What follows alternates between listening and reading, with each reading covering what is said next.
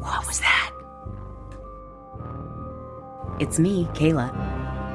Oh, it's also me, Aubrey. Don't worry, you're not haunted. Yet. This podcast contains all the spoilers. You've been warned. These witches curse. If you don't like cursing, then you're in for some toil and trouble. If you don't mind cursing, then let the cauldron bubble, baby. Shh. Screaming Meemies is starting now.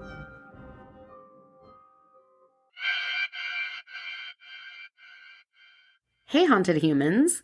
This was our first episode, Oddity. Since we had released it, we did a lot of work. I mean, I feel like we really improved. And Aubrey and I both felt like this episode really deserved another walkthrough with the flair that we have now. Yes, definitely. Please enjoy our first and 10th episode, Oddity.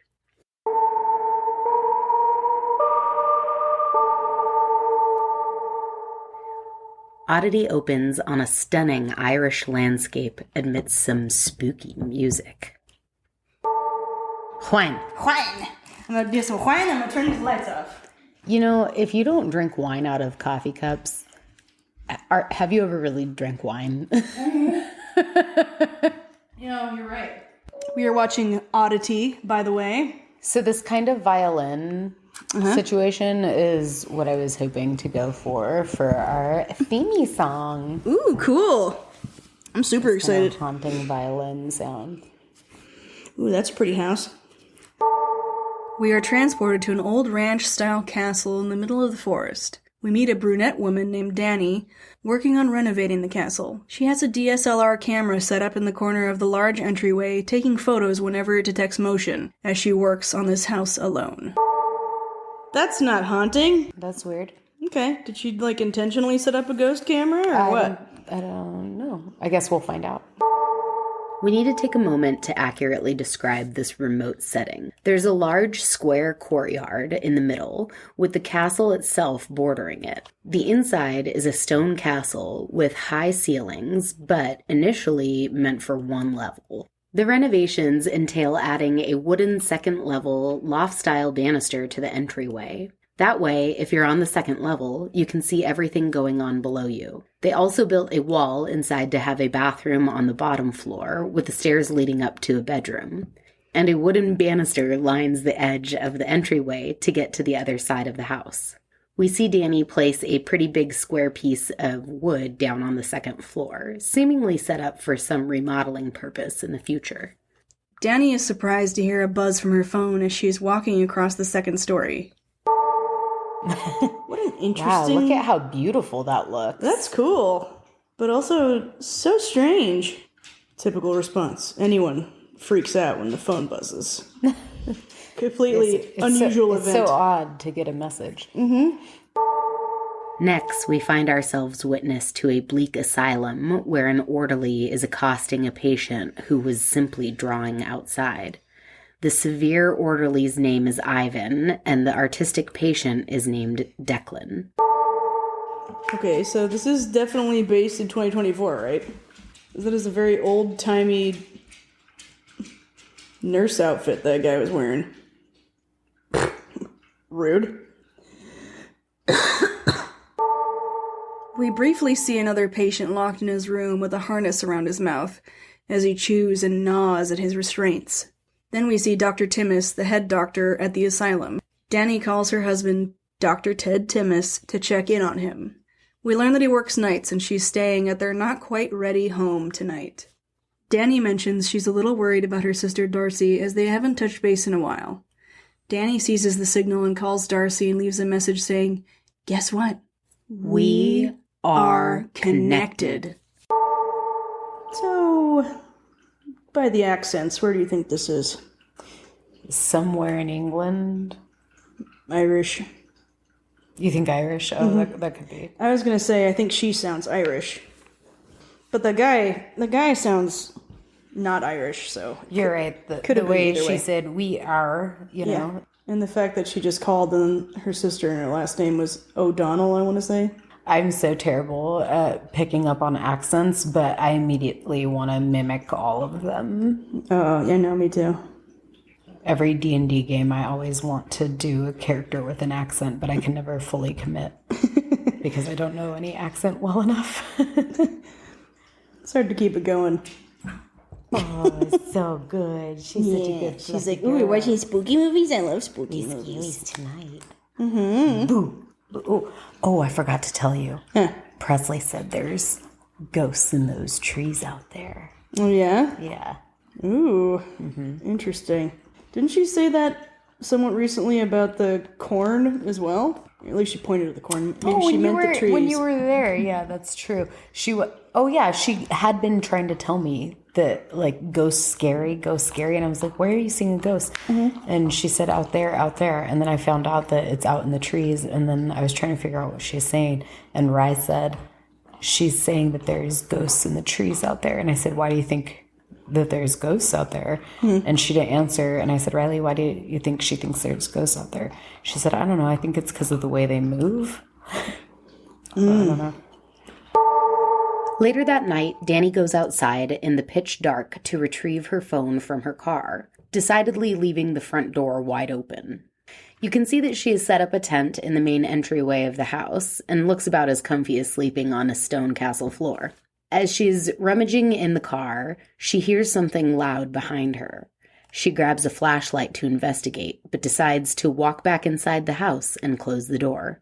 As soon as she does, she hears someone trying to open the little speakeasy window in the front door. Did you lock the door, lady? Doesn't look like you did. Goodness. Okay, I'm already getting spooked. Absolutely not. A man with a clearly handmade freaky glass eye peeks through the speakeasy window and asks her to open the door. His name is Olin Boole. He pleads with her to let him in the house because he saw someone sneak into the house while the door was open. Why would I trust you? This is why you always lock the door. She tells Olin that her husband will be back soon, and he says, Dr. Timmis works nights. Horror washes over her as she realizes that he must be a patient at the asylum. Oh, she gonna die, huh? Mm-hmm. Danny starts getting a little panicky as he asks if anyone is in the house. She asks Olin to leave or she will call the cops. He implores her to call the cops. And then she says she can't find her phone. Danny asks Olin what he will do if he comes in. He says he would look around the house and leave if no one is there. She very hesitantly nearly opens the door as Olin backs away and the credits roll. Oddity. If this dude wants to kill you, he's playing a very convincing not want to kill you vibe. His pupil on that one eye is so dilated. I think his eye is actually blind. It's like a genetic anomaly. But I mean, on the one eye that's not white, it's like so dilated. Yeah. Hell no. He was doing pretty okay until he started looking really sketch there at the end. But yeah, this is why you lock the door. All the time. Max makes fun of me all the time for it, but... Well, but also, like, if your husband is a doctor of, like, psychiatric medicine, you definitely don't open the door for a patient for sure. No. Then we see Declan drawing in his room at the asylum, listening to the radio.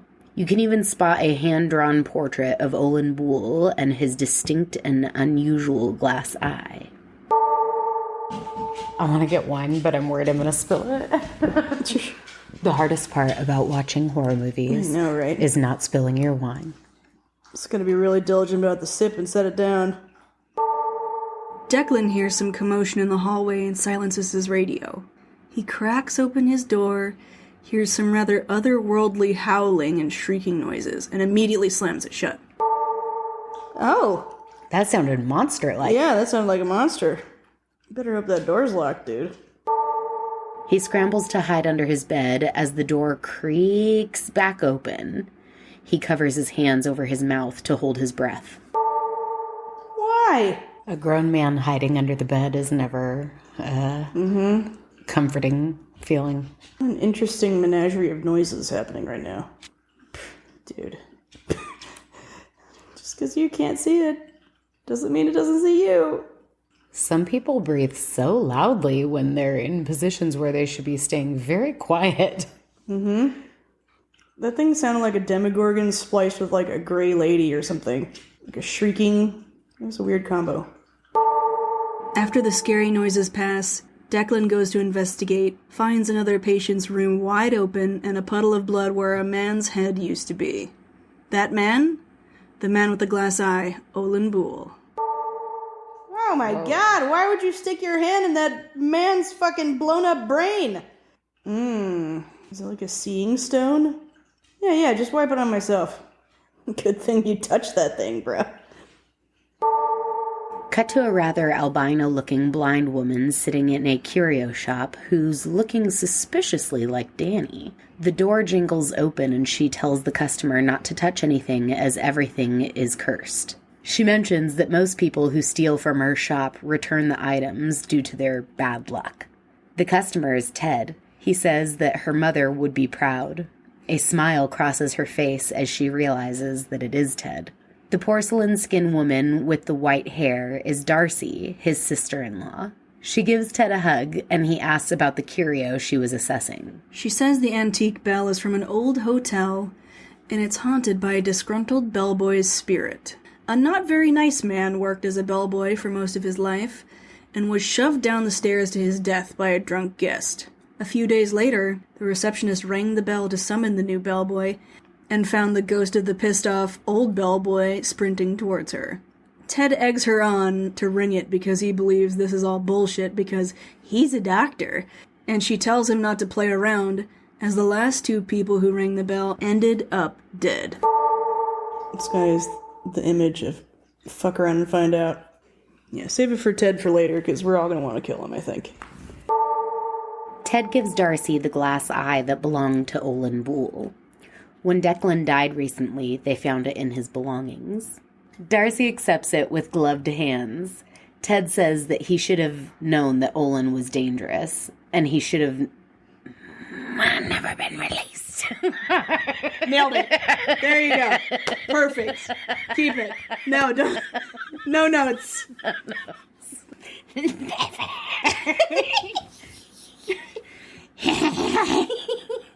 Iris. Iris. Is she putting on specific gloves? Looks like it. Wonder if she's got that Theo thing. That's what I was thinking. Mm-hmm. I was thinking that guy's eye was so unique and interesting that when they found that eye, maybe he was like a warg. Like maybe he could put his image out in the world. So maybe he interacted with her, but he wasn't really there. Darcy absolves him of guilt as he asks why she wants the glass eye. She says that she wants to know what was going through his head when he killed her sister and when he was murdered. I mean, how could he kill her and then he went back to the asylum and then he got his head exploded by a monster? What? We gonna find out. Right?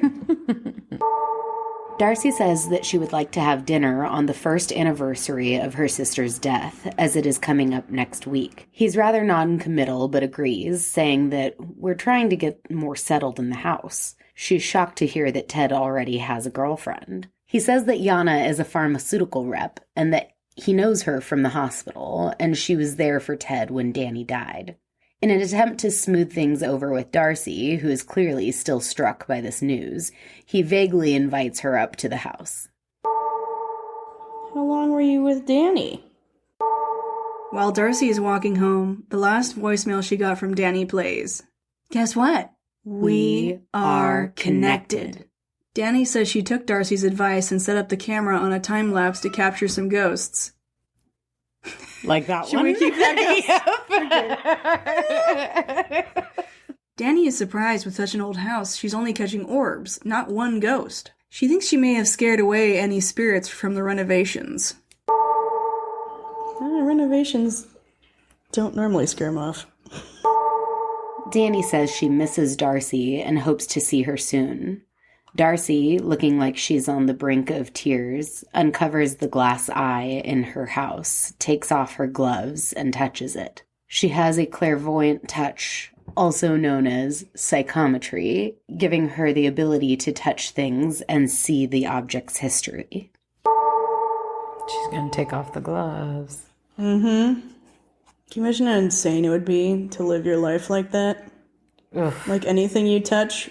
I would not want that. Ugh, yeah, right. Not to mention people you touch. Anything. Anyone. She sees a hooded figure all in black, wearing a white porcelain mask in her sister's house. She rushes to the back room of her shop where she slowly approaches a big antique trunk. Amongst some of her creepier collectibles back there, a terrifying and botched-looking taxidermied rabbit toy claps his cymbals as she touches the trunk. Ugh, I don't like that. Skewy. Mm-hmm. Ugh. Man, the confidence. Man, I can't wait for you to see this fucking thing. It's horrifying. It's so awful. Everything in here is cursed, and now there's a locked chest. Oh, look, the monkey. Did you see the monkey? I Tink, did tink, not tink. see it. Oh, there it is, yeah. There it is. Oh my gosh. She has her own Ed and Lorraine Warren haunted museum. Oh my god.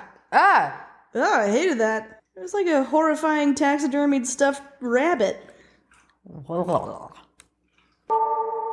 Ted wakes up in the same house that his wife died in, stretches and goes downstairs to chat with Yana. She says she didn't sleep last night because she's scared to be there all alone at night. She looks through Danny's camera and asks him if he wants to keep the photos of his wife. He knee-jerk reacts no. She says it would be weird if he didn't want to keep some memory of her. He would have a Rorschach painting on his wall. This guy is such a douche. Those pictures kind of look like rot, like spreading. And, like, yeah, veins. Mm-hmm. He's a fucking psychologist and she had to say that to him? Then she shows him a photo she took last night. It seems relatively normal, until she points out a floating little head in the darkness of the bathroom. It looks like Danny. Ted is in denial. Yana then tells him that last night on her way to bed, she turned off the light in the second-floor hallway and saw Danny. He calls her crazy, saying he deals with crazy at work and doesn't need more of it at home. What a fuckface. This guy's the worst. He's such a douche. Obviously, he killed her. She pushes back, saying the lack of sleep is fucking with her and they need to move back to her apartment until the house is finished. Ted says Yana sounds like Darcy, speaking of ghosts and nonsense. What is she getting out of this relationship? Just that he's a doctor? Because otherwise he's a douchebag. I've definitely like my fair share of douchebags. I don't know how much I can judge a person. Yana informs Ted that Darcy sent a big locked trunk and then spots Darcy out the front window. Ted leads Darcy into the house and introduces her to Yana. Yana seems peeved that she didn't know Darcy was coming. Darcy says that Ted invited her for Danny's death-versary. Darcy asks if they can make it work for tonight since she's already there. He says he has to go to work and Yana is going back to the city for the night. Darcy says she will stay there alone. Yana's pissed, quietly mouthing WTF. Everybody's just being an ableist douchebag right now. I like the ladies looking at him like, what do you mean? Like, what is she gonna do?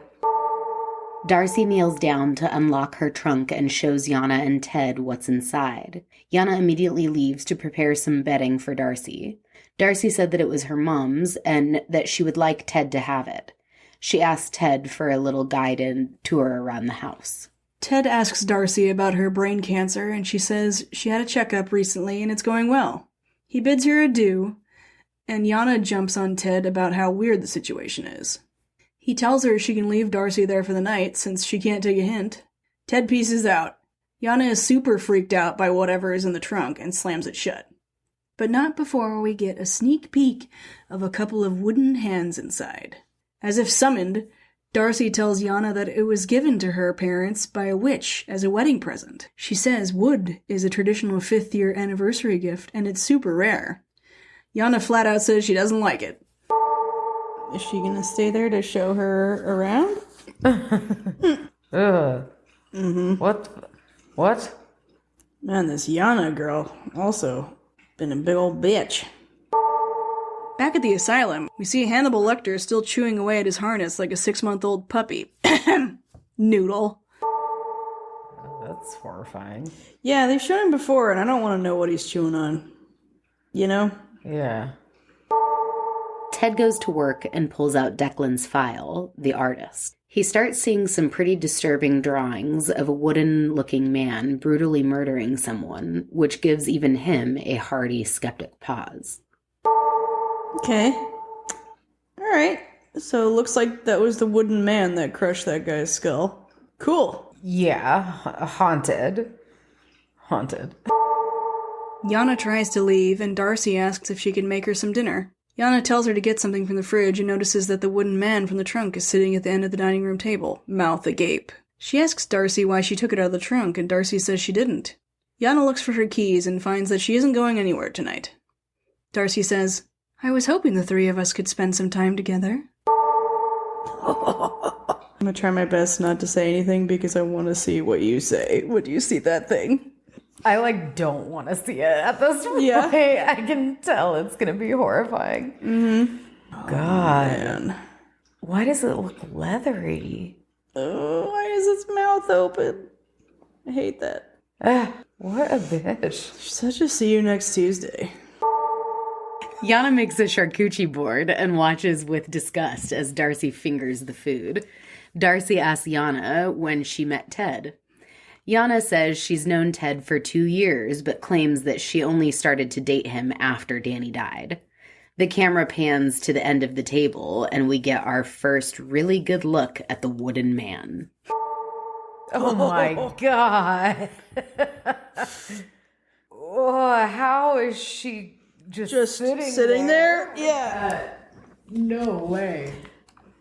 I'm gonna pause that so you can know. Oh my gosh, I can't. Isn't that just what the fuck? I would not just sit I'm not there gonna sit and there. continue conversation. No. I'd be like, no, this needs to go away. Away from me. Away. Burn it in a fire. Made of wood. Oh, Jesus. I'm sorry, you said some witch made that for your parents? Why? And are both of your parents dead? Yeah, right. Did this thing have something to do with it? Yeah, right.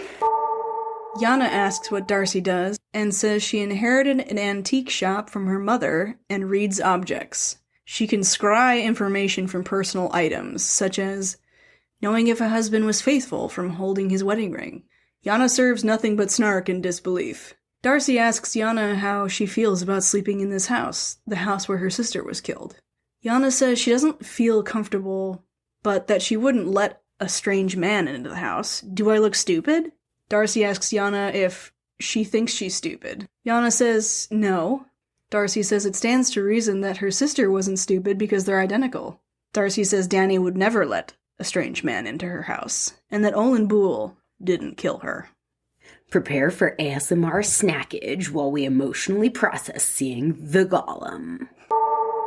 Wow. I'm beginning to think it's like, when I saw that guy's eye, it kind of looked like a... Do you want one of these? Now, everyone enjoy our ASMR churro eating. I felt like the guy with the eyeball, it kind of felt like a warg. I don't think you watched Game of Thrones, did you? Nope, sure didn't. It's also in D&D, a warg is someone who can control another living thing. Hypothetically, that guy with the eyeball could have, taken control of that, let's go ahead and say it's a golem.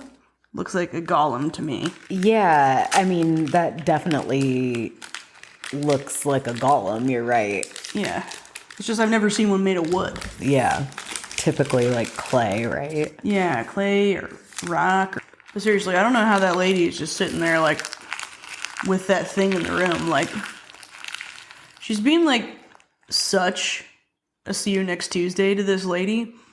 But, doesn't seem to be that weirded out by the actual thing, the golem itself. It's bizarre. It's like she's more pissed her boyfriend didn't tell her about these secret plans, and that this lady just, happens to show up on the 1-year anniversary of her sister's death. Like, Couldn't you have rescheduled it for another time? no. How is he, like, seeing somebody within that time? Right? And that's why I want to know, like, how long were they together? Because, I mean, it doesn't seem like that dude had much of a grieving period. Also, why would he want to keep that house? Right? Wasn't she killed there? Yeah. Like, I wouldn't want to keep the house. That's what I'm saying. Like, this dude, I think he's like a fucking sociopath. He doesn't care about anyone. And I mean, he's a doctor. It's not like he's not making enough money to, like, lose a little bit on selling the house and get a new house. Like, Plus, it's not like they're, like, restoring this to its former glory. They're putting a bunch of, like, modern stuff in it. also, how full It's of like a yourself castle. do you have to be like, I'm a doctor, and now I'm going to have all of these, like, Rorschach paintings on That's what I mean. my walls, like, just to remind you that I'm a doctor. That's what I'm saying. Like, normal people don't have Rorschach paintings. The one in the bedroom is definitely a skull. This one is, like, a cat or a bat, I want to say. They're all I was definitely, thinking, like a wolf. dude, It's a yeah. little wolfy. They're all definitely supposed to be, like, intimidating. Sabra? Sa! Hey, Max, you want to see this horrible thing? That. Should I rewind it again? That is definitely something to have a casual conversation around. I know, right? It's just, like, totally fine. No big deal. Kayla and I think it's a golem. I mean, it's just a family tradition until that thing moves, right? Right? That might be part of the family tradition. Who knows? Right. Then we flash back to the night with Danny and Olin Wool. He says he will go to town and alert the police. He warns her that if she hears anything, to open the front door and run. She hears some creepy noises and instead arms herself with a hammer and a flashlight. The only light source in the house is coming from inside her tent. She spots the camera that's been taking time-lapse photos.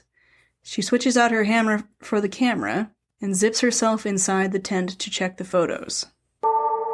Who leaves their keys in the door? I know. It's like, who does that? You're all alone in a strange house that you're not settled in with, and you don't lock the door? God, get away from that thing. Ugh. Are you holding your wine? Yeah. Should have got a sippy cup. Oh, God, what are you doing? That photo, the photography is going to go off, and I'm going to lose my mind. Just so you know. Oh, my gosh, yeah. Ball peen hammer and a flashlight? Okay. Ball peen hammer always makes me think of Cabin Fever. Oh, man. I really liked that movie. It was gorier than what I normally like, but it was quite funny. Same. Is she planning on sleeping in a tent on a rock floor? Yep. Danny gasps as she sees a masked intruder in a photo. She trepidatiously unzips her tent and shrieks as she comes face to face with the porcelain masked man carrying her hammer. Wow. Okay. Why would you... This is like the weirdest decision ever made. Yeah, why wouldn't you go look? Or at least, why didn't you think of that while the guy was still standing there? This is so horrifying. Like, I know it's not real, but I feel so bad for this girl. Right? like, go. Run. Now. Go. What are you doing? Oh, Jesus. Oh. It was a good thing I set my wine down. It was good. Oh, great. He has a ball peen hammer. Twinning. The next thing we see is a blood-splattered tent. Yana says that she thought that Olin was caught, the one who killed his mother. Darcy explains that Olin's abusive mother had already blinded him in one eye and was coming for the other. No wonder he killed to protect his other eye. Yana asks if Olin didn't kill Danny, then who did? Well, at least they spared us that. I mean, again, I'm gonna say the husband did it. Yeah. Ivan, the orderly with the severe face, goes to taunt Olin Wool. He asks what they're thinking letting someone like you out into the world. My God, the cheekbones on that guy. What the fuck? Are you already dead? Bro. Who does your contouring? The fuck do you know, bro? Yana asks Darcy how she could possibly know this. Darcy opens a small box and shows Olin Bull's glass eye, saying, "Personal items work best." It's a good thing I judged that guy by his harsh contours. Harsh cheekbones. Ivan plays chess with Dr. Timmis and invites him to go on a road trip of his childhood trauma in Comercon, a Catholic boys' school that has since burned down. Oh, a different Comic-Con. Got it. I definitely thought it was Comic-Con. I know, we do! Why are you telling your employer that you're a delinquent? Maybe he's the killer. It would be great, though, if, like, the husband had a mental break after taking in all of the mental logs of all of these people. Right. Ted declines this burgeoning bromance. The orderly says, "You never told me your wife had a blind twin. He ran into Darcy in her shop and nearly had a heart attack when I saw your dead wife sitting there." How would you know that? Yeah, with her white hair and stuff. That would be like seeing a ghost. Yeah. Definitely seems like we're painting a he hired him to kill his wife vibe. But that seems a little too on the nose. Why did she deserve that? The conversation is interrupted by a rather freaked out phone call from Yana. Yana says Darcy thinks that Ivan, the creepy orderly, killed Danny. Ted's dismissive attitude fades as he says that Darcy is clearly not well. Yana says she wants to call someone to pick her up. She also says she's nervous about Darcy's questions about when they started dating. You're not gonna even... yeah, sus. So I don't understand. He brought her that eye. Why would he have done that if he didn't Want her to find out? Yeah, or trust her ability in some way, or Yeah. because it doesn't seem like he gives a shit about his late wife, so... Right. Still on the phone with Ted, Yana looks over the second level, down to see Darcy sleeping on the couch. She peers down to the kitchen table to see the golem staring up at her with its wide open mouth. Explains why Ivan was so freaked out when he saw the sister. I don't understand how they think that she can't hear them talking. I know, right? She's blind, not deaf. Well, and also, like she definitely... Oh my God! Why? Nope. Fuck that. Max, come back. Oh, God. Max, come back. Yeah, come here. He said, oh, Come back, Max. Smart choice. Come look at this God. thing. Come look at the thing. Okay. Oh, a little bit more. I don't want to see it again. Okay. Oh, it moved. Yup. And it moves again.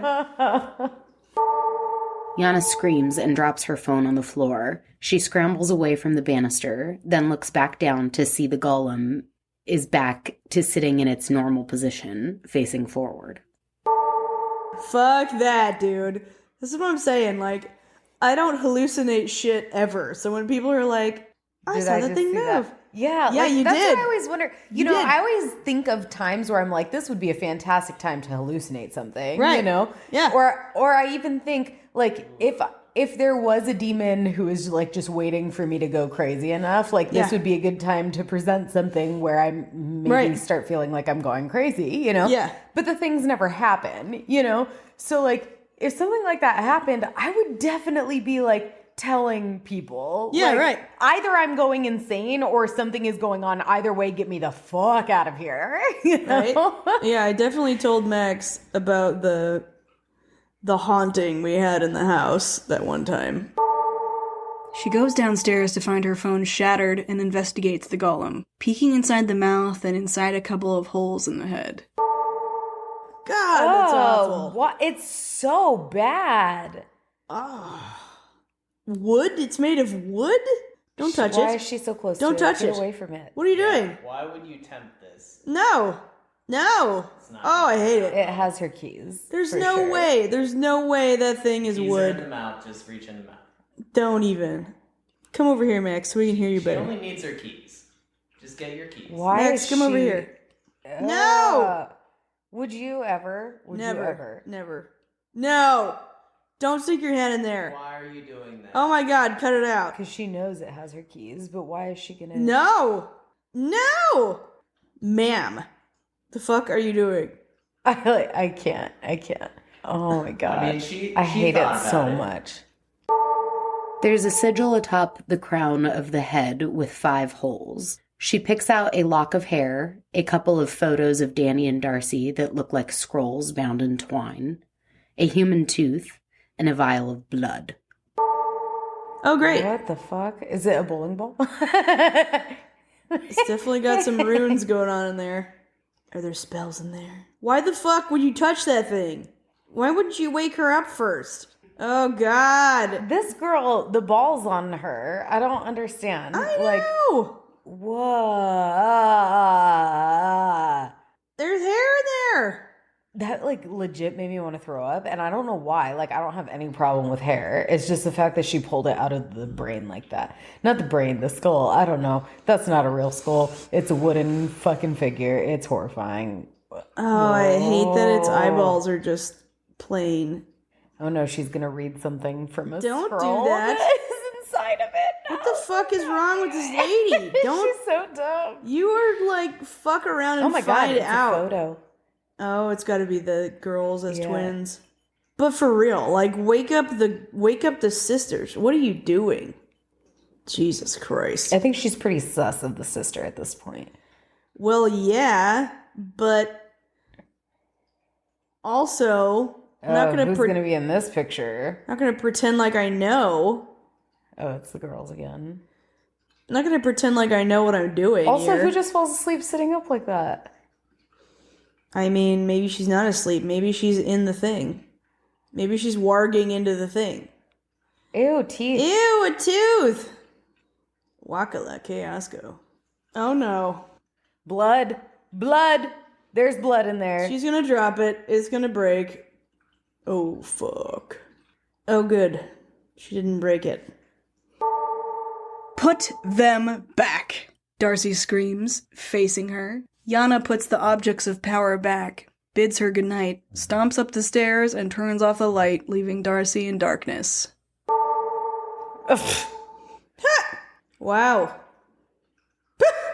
I know she doesn't need the light, but still rude.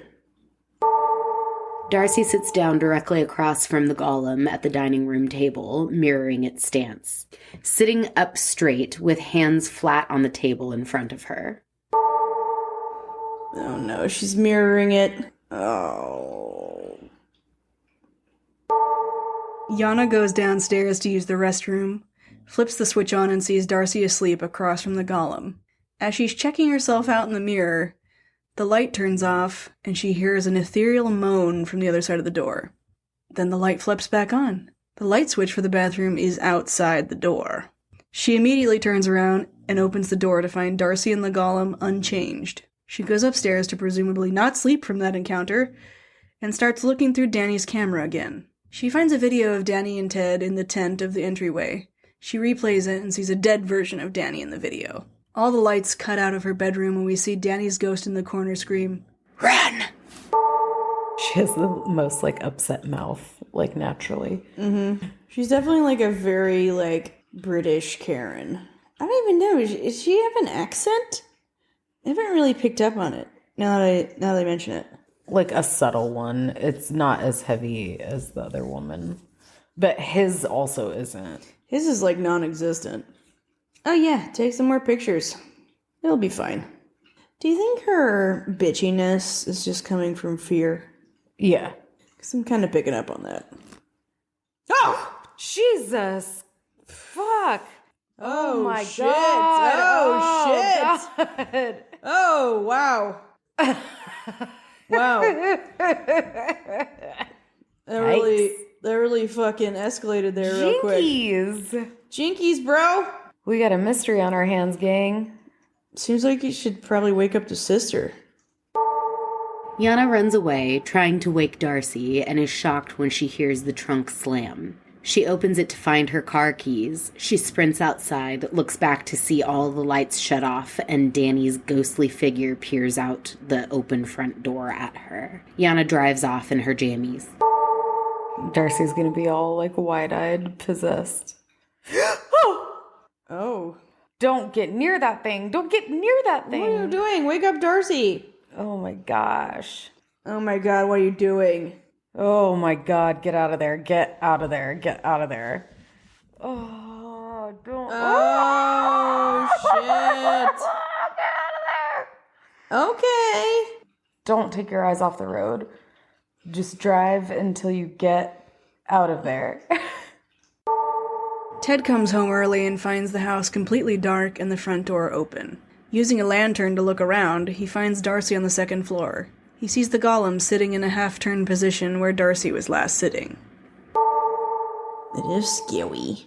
Don't tell me that's where the golem was sitting. Good thing in the year of our Lord 2024 he has a lantern. How do you turn? No! That is so scary. How do you turn and see that and not jump? Scream? Yeah. I would scream. I mean, Max comes around the corner in the hallway and I scream. I know. Like, that's what I don't understand. you don't expect that thing to be there, you know? Fucking, of course I'm gonna scream. Oh my God. Wow, she's very small. Darcy is curled up on the floor and tells Ted that Danny scared off Yana. Ted confronts Darcy and claims that Olin Boole killed Danny. Darcy then admits that she killed Olin Boole, and Olin was only there to protect Danny. Ted tries to gaslight Darcy and bring her to the hospital. She refuses to be committed. Ted says he doesn't think she's a danger to herself or others, and Darcy retorts with, "But I am a danger," to Ivan. She knows that Ted convinced Ivan to kill Danny. Ted asks why Ivan would do that since he never met Danny. Darcy says, "Because you asked him to." Because you asked him to. Wow! God. Wow! Wow, Aubrey. Boom! Verbatim. She yells at him through tears, saying that he could have just told her the truth, that he met someone else, and that she would have gotten over him. Flashback to Ted telling Ivan the plan as Olin Boole listens through a grate connecting his room to Ted's office. Ted says that she must die because Danny loves him, and he would lose everything in the house if anyone found out about Yana. Ivan asks if he can SA her. Ted denounces him for suggesting it. Darcy tells Ted that she planned to kill him, but would rather expose him. Well, not if you're dead, dummy. Ted encourages her to call the detective who investigated the murder to clear all of this up. He said he would leave his cell phone there and call it from the office to give Darcy the detective's number. He asks her to answer the phone when he calls. The phone rings and Darcy is slow to get up. She just stands there, almost as if she knows it's a trap. Unbeknownst to her, Ted picked up that little square wood covering the human-sized hole down to the first floor. On the other end of the line, he waits and waits as it rings and rings for her to go towards the phone. She goes towards it and falls through the hole. Well, cheers, we fucking called it. That's wild. He had her You killed. called it. I honestly did not think that that was going to be the way that it played out, but wow. I thought they were going a little hard on the creepy Ivan guy, but the fact that she was like, no, that's the guy.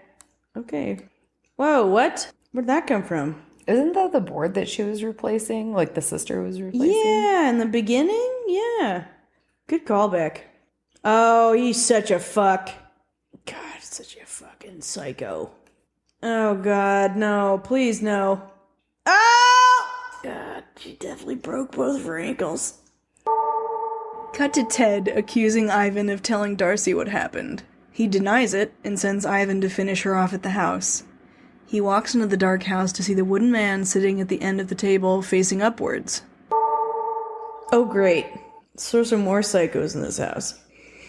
Well, of course he sent him to go finish the job. Clean it up. Yeah, how much did he pay this guy? I don't know, but I'm guessing that he doesn't care on this one whether it's sexually motivated or not. Gross. That's a good point. I hate that a lot. No reaction? You didn't even know that was going to be there. Right? He's just like, huh, what's this? Wow, that's really gross. unique. You're not going to say a fucking thing about it? Face unfazed. Not going to scream? Not going to... I would scream. Not every day you walk in on, like, fucking full-size wooden golem. After searching with his flashlight, he finds Darcy lying in a pool of her own blood from a head wound. Ivan calls Ted with a coded message, and Ted tells Ivan to finish her off. With Danny's spirit looking over Darcy, Darcy says, "We are connected," and reaches her bloody hand towards Ivan, then on to her heart. Oh, Damn. what the fuck? I liked her. I liked her too. That was bullshit. Oh, she's still She alive. fucking knew, too. Oh, yeah, it's over now. Oh, she's gonna fuck him up. Come on, Darcy. Got this. Why did she fall in the trap unless she needed blood magic? Right? Like, she hesitated at that phone call for a long time.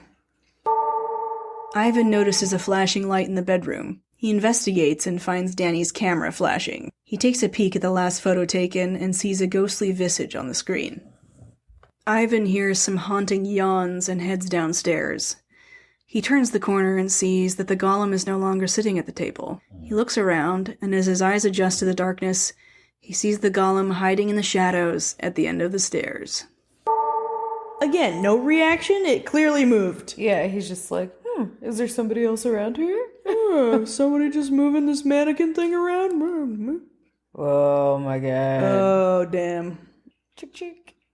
Caught, bitch. Caught. Evidence. She's coming for you, motherfucker. I love how he's like, I'm gonna investigate this.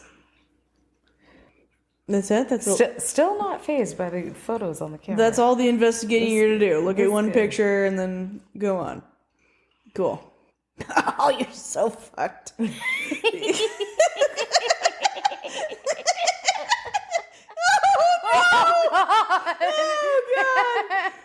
Oh, God. Oh, fuck. Oh, now you're gonna react. All right.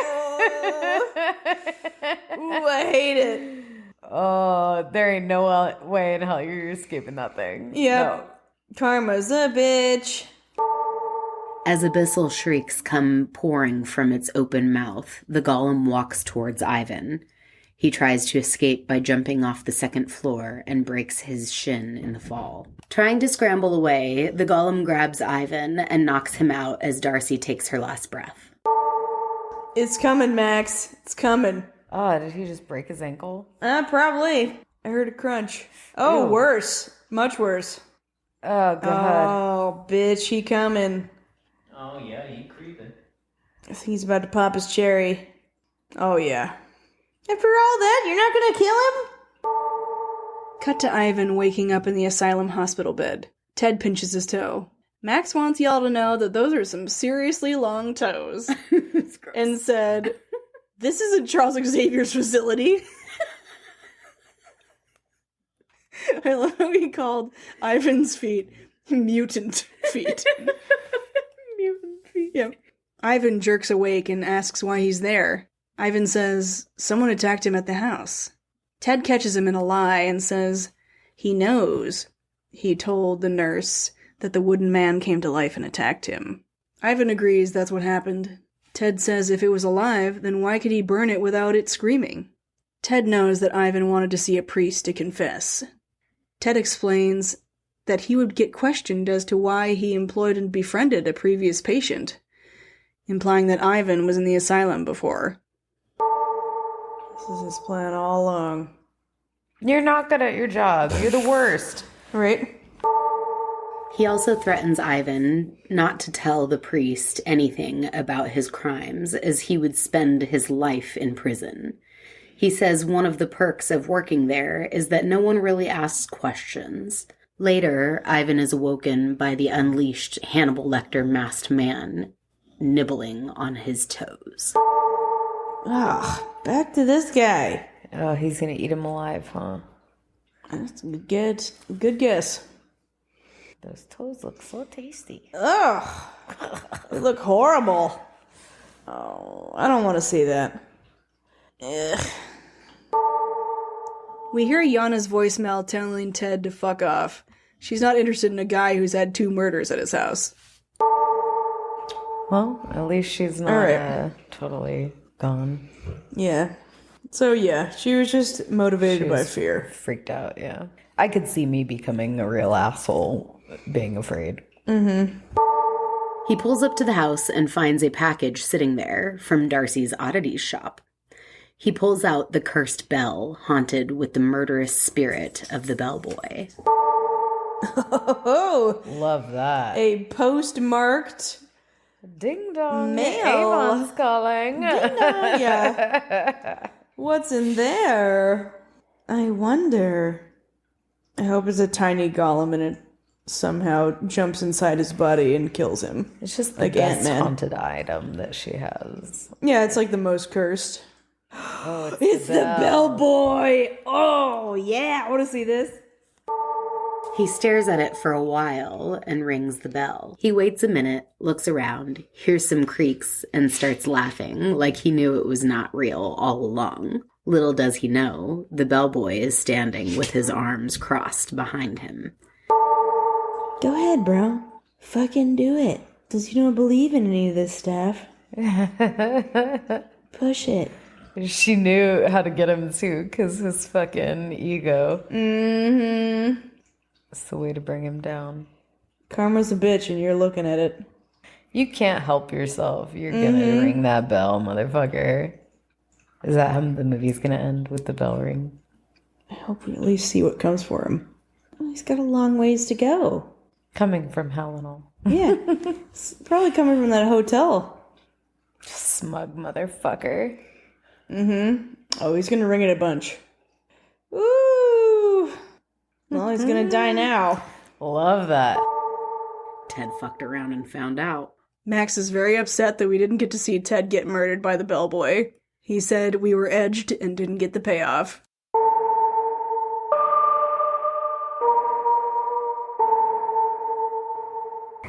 You know, that movie was really well done as far as like not letting us see any of the gory stuff that I wouldn't have wanted to see, but still placing it very much there of like, you know exactly what's gonna happen. Yeah. You know? Yeah. That was great. Well done. Yeah. That was good. I enjoyed this. I enjoyed that. Yeah, it definitely had the skewies. The skewies. I got skewed. Yeah. Man. Kind of was hoping we would see that dude get murdered, but I like seeing his like smug smile Just while smug we know that motherfucker. like he's about he's to get right taken there. out. Yeah. Yeah, there is something to be said there. Like he thinks he's got the last laugh kind of thing, you know? Yeah. What would drive somebody to murder somebody over Just like a like divorce. wanting to get out of a relationship? Yeah, it's like, what year is it? Let's get a fucking divorce.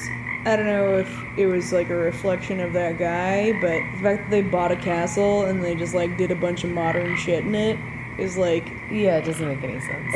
I feel like it says enough about the dude for me to be like, I'm not gonna like you. He's the worst. Yeah, right? He's the worst. He's the worst. Like, because if you got a He castle, had it coming. if you had a He castle, had it coming. exactly. He only had himself to blame. But like, you would think you would at least integrate some parts of the castle into your new thing. I don't know. There's plenty of ways to integrate it and not look like literally. I mean, it looked like a warehouse. Is what it looked like. I'm glad that the girlfriend got out unscathed. Like, Yeah, I mean, she was a bitch, but I think that I mean, she's haunted think now for the she rest of her knew- life. yes. You know, like that was Yes. enough damage for like, hey, don't fuck around. it seemed that the sister was able to intuit that the girl wasn't actually just a total see you next Tuesday. She was scared. Yeah. Elijah Wood. Oh, is this a Spectre Vision? Because you know Elijah Wood has a production company I called did Spectre know Vision. that. Because you probably saw it from Sapphire. Sapphire just got adopted by Spectre Vision. I did not see that, but I knew that because of his interview on Armchair. Well, I liked that one.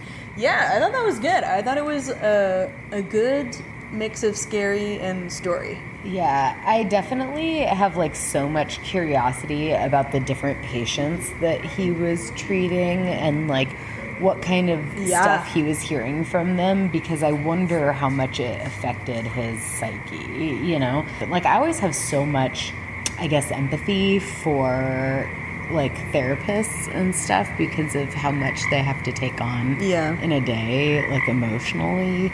And I could not imagine if you're taking on the deepest, darkest thoughts of someone's like very chemically unbalanced brain, that has to affect you in some way. And that guy clearly had an ego to where he's not receiving therapy of any sort. Right. You know? Well, yeah, that dude is definitely He wasn't getting any help in any way. narcissist, sociopath at least. Yeah, so it's like he probably hears all these horrible things. And he's like, well, the only option I have is murder. You know, because he's like hearing all these people, the people that he sees every day, you know, instead of being like, oh, well, I could have just gotten a divorce. All the more dark that he is like kind of curating this asylum of his to be his... Right, I know. I wonder how many more patients of his were people that he, like, got put away there. Yeah, right? Yeah, I thought that was really cool. And, yeah, there's not a whole lot of... I'm gonna go with Gollum horror. There's not a whole lot of that. I definitely want to know more about that. I want to know about the witch who made it. Why did they make it? Like, where's the prequel? Especially because, like, I want to know, like, the Irish roots of that. You know what I mean? Because, like, golems exist in, like, every culture, pretty much. I'm just, like, craving more variety in my horror, you know?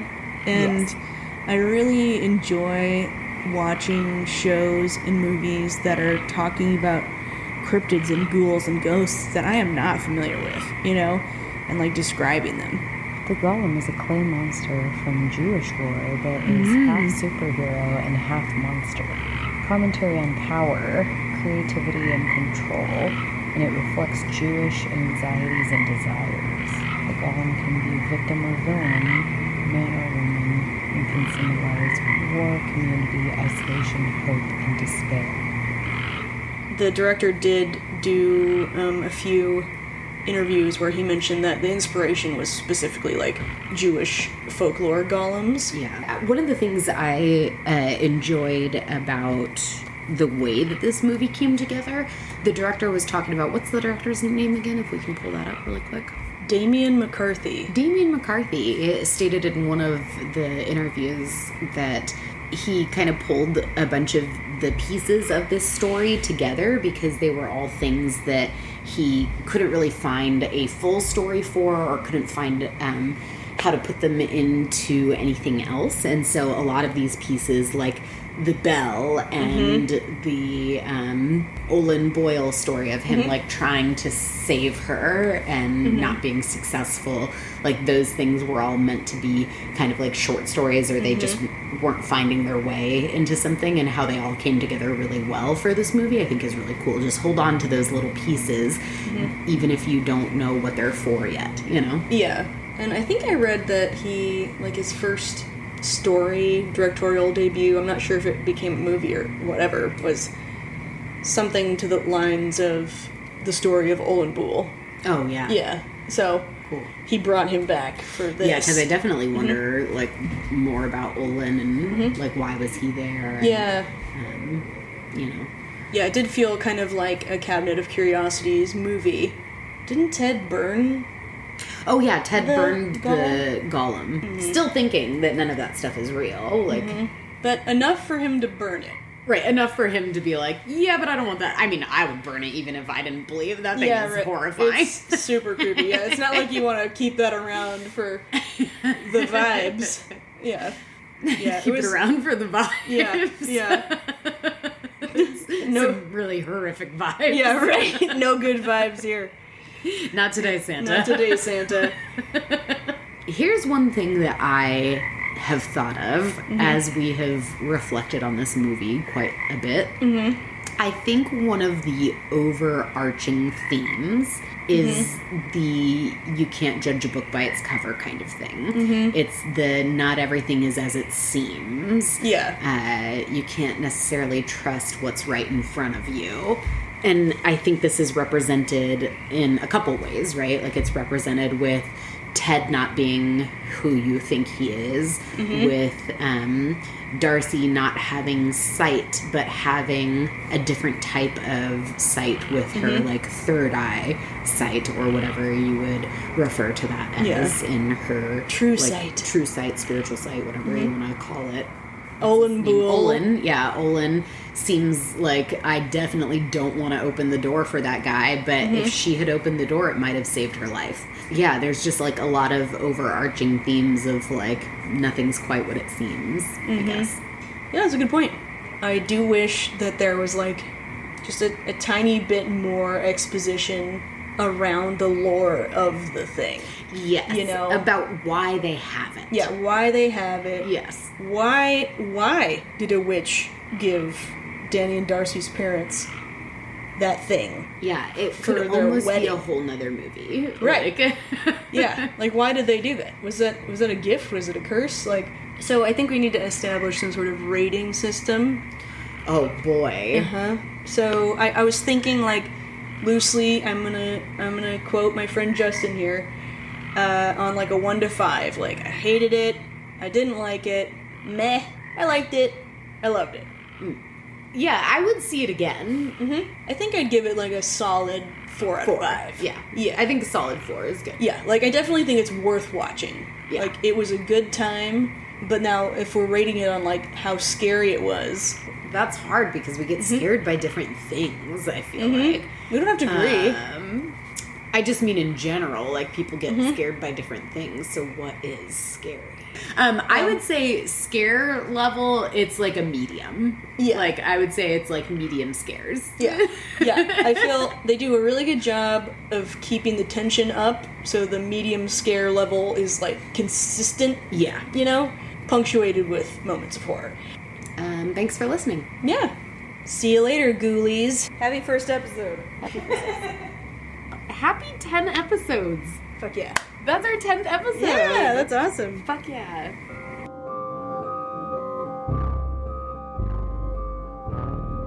Basically, our whole podcast is trying to define horror stories for people who want to know about the story, but maybe don't want to endure the horror, you know?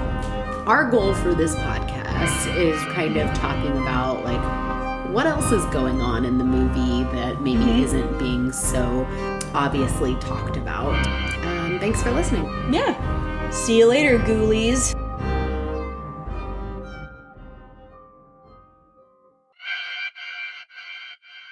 Yana makes a charcuterie board and watches. I was so hoping you were going to say that. I was so hoping you were going to say charcuterie. I was like, please, Kayla, please do it. Please, I thought you were going to write it like that. I should have. I don't know. No, it's great.